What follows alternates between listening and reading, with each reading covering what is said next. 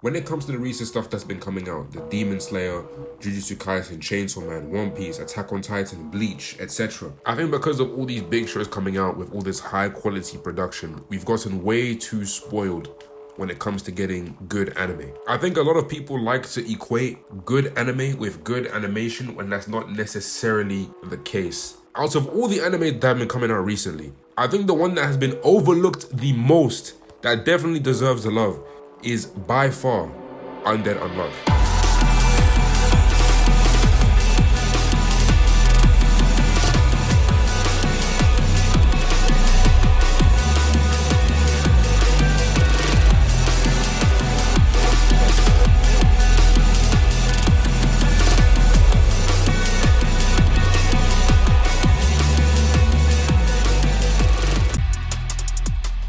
Even if the animation wasn't to Jujutsu Kaisen levels, I don't think any anime has to be to tell a compelling story or even be a good anime. It does have one of the most compelling characters. It has a very interesting story and concepts, all of them tying in together to make probably one of the most unique anime that I've seen in a while. I'm gonna be honest, I really don't want to spoil this anime at all because I genuinely think this is a story worth experiencing for yourself. But to give a brief introduction or idea of what this story is like, it's set in a world full of people who are negators. Negators are people who basically defy the rules of this world. So say the main characters of the story, Andy and Fuko, Andy being undead, he literally cannot die at all. Throughout the course of the series, you will see him experience all types of insane injuries and come out of it unscathed. And you also have the other main character, Fuko, who is Unluck, where if you basically come in contact with her skin, something unlucky happens to you. And that can range from you tripping over your own chair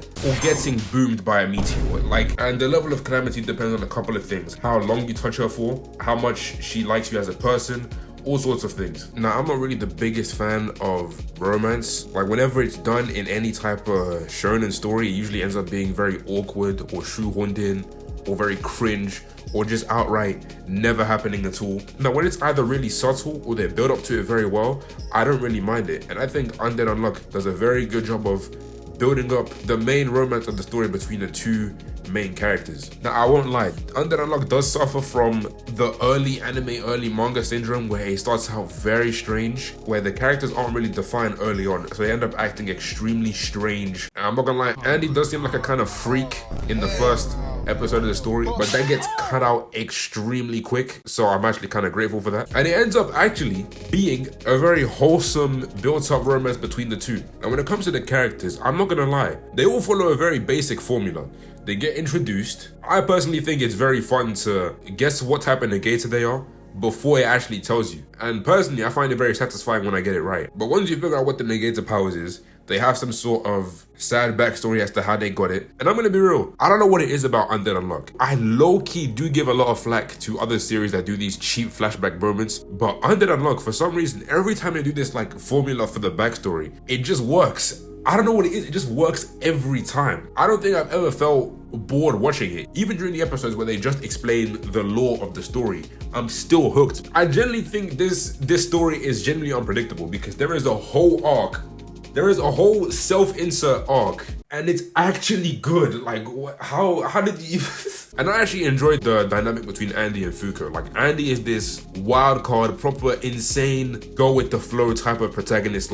He does all these crazy stunts. I think brave would be the wrong word to describe him, but I generally think he's borderline insane at times. You also kind of get to see how Fuko influences Andy throughout the story, both in small ways and also in very large ways. And on the same hand, you have Fuko, who was basically a shut-in after she got her powers. And you see that because of Andy, she slowly starts to come out more of her shell. She starts getting less nervous around people. She starts having a bit more confidence in herself. And throughout the series, you actually get to see her be more competent as a fighter, which I have major respect for. Even though they both develop, their characters don't outright change. Fuko doesn't straight up become from an introvert to an extrovert, and Andy doesn't lose his kind of insane edge. They're both still the same person, but they do learn more along the way, which I genuinely think is how characters should be built up. I will say I thoroughly enjoyed that entire season. I personally think like the recaps were a bit too heavy. I generally hope it gets a second season because I'm generally interested in what happens next in the story. Overall, I think the general message of this entire video is to go watch the anime you 100% missed last year, Undead Unluck.